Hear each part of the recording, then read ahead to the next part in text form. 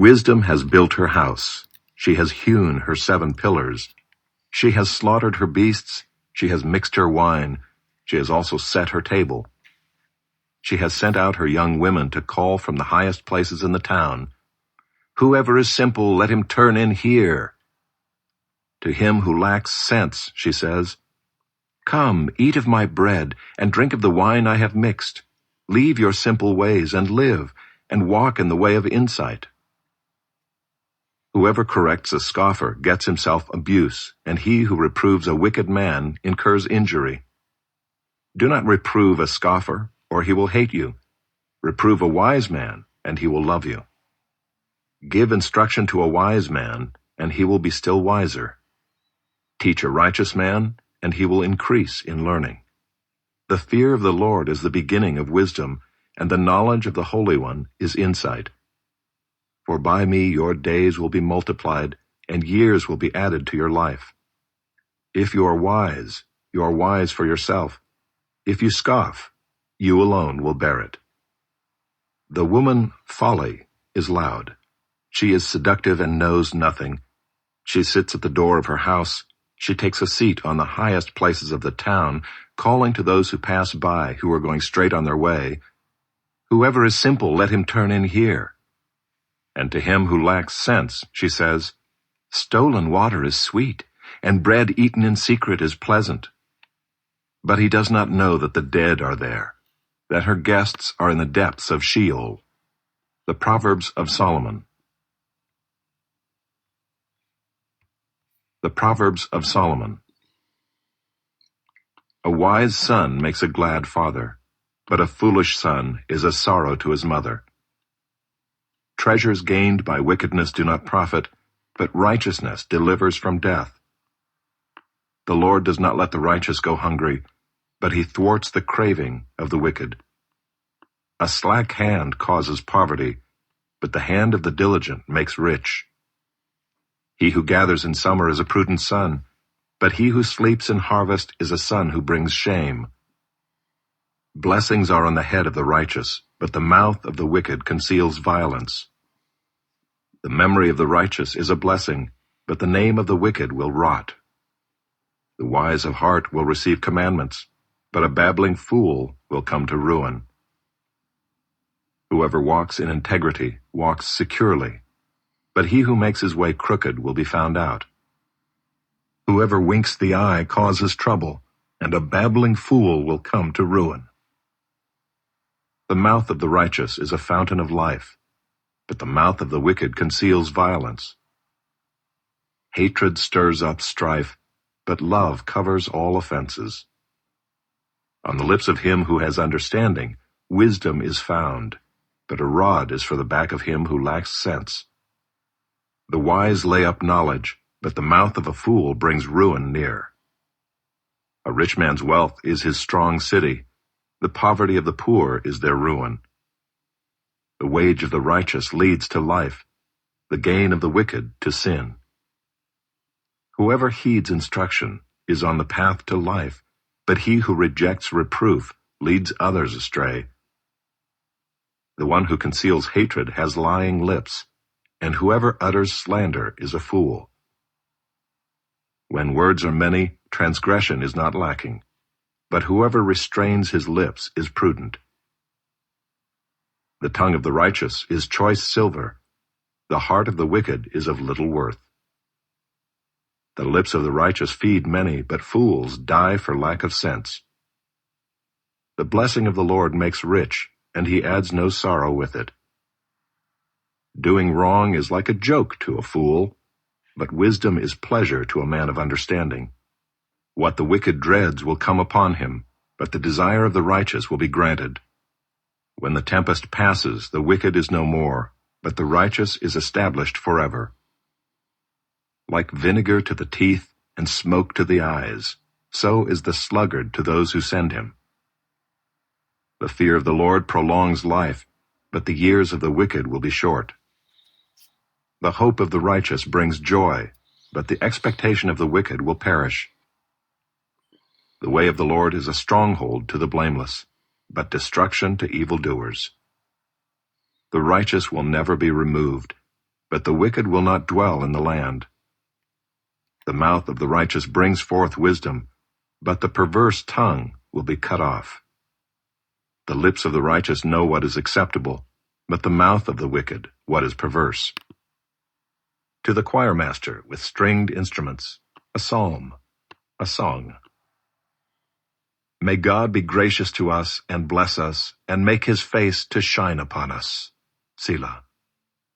That your way may be known on earth, your saving power among all nations. Let the peoples praise you, O God.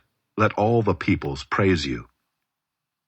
Let the nations be glad and sing for joy, for you judge the peoples with equity and guide the nations upon earth. Selah.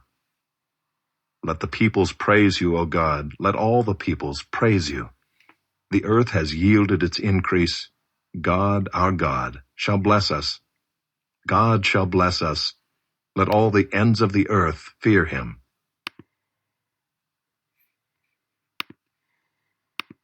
After this, Jesus went about in Galilee. He would not go about in Judea because the Jews were seeking to kill him.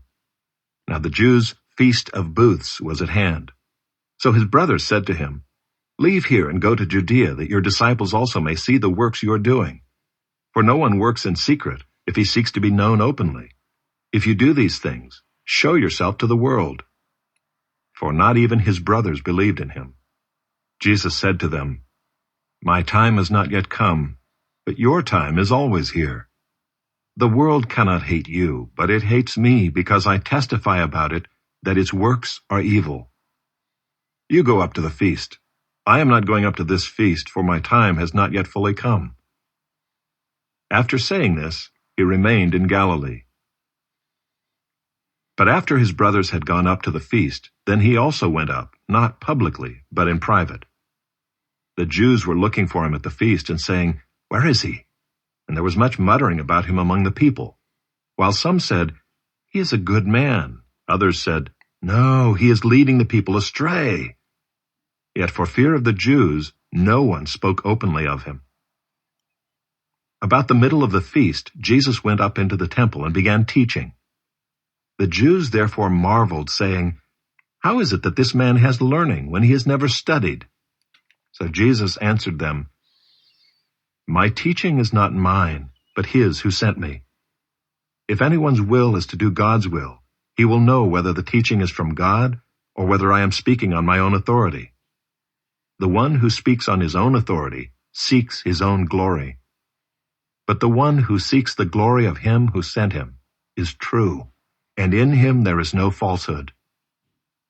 Has not Moses given you the law? Yet none of you keeps the law. Why do you seek to kill me?"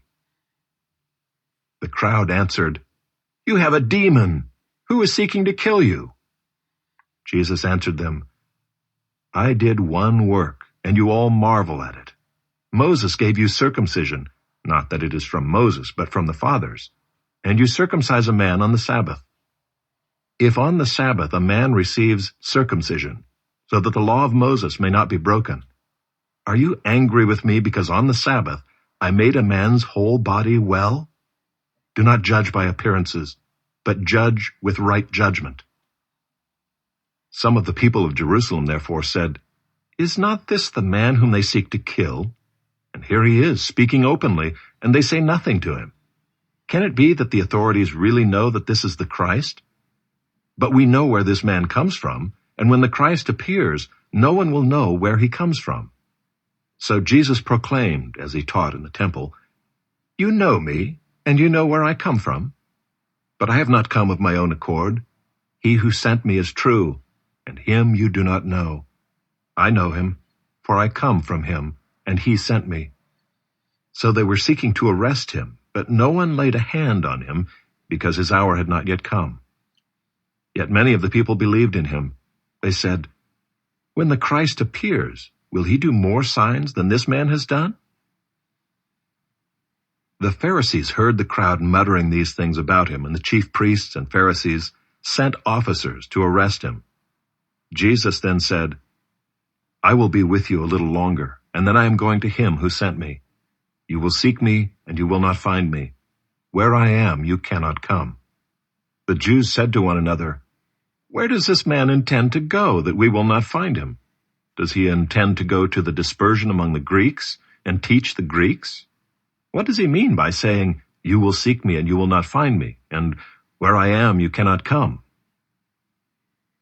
On the last day of the feast, the great day, Jesus stood up and cried out, "If anyone thirsts, let him come to me and drink.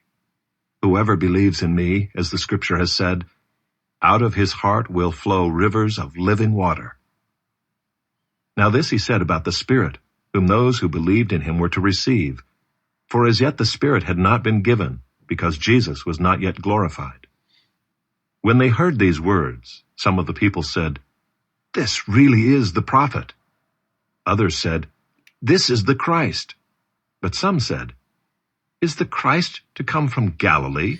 Has not the scripture said that the Christ comes from the offspring of David and comes from Bethlehem, the village where David was?" So there was a division among the people over him. Some of them wanted to arrest him, but no one laid hands on him.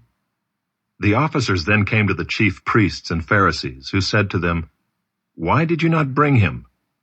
The officers answered, "No one ever spoke like this man." The Pharisees answered them, "Have you also been deceived? Have any of the authorities or the Pharisees believed in him? But this crowd that does not know the law is accursed." Nicodemus, who had gone to him before, and who was one of them, said to them, "Does our law judge a man without first giving him a hearing and learning what he does?"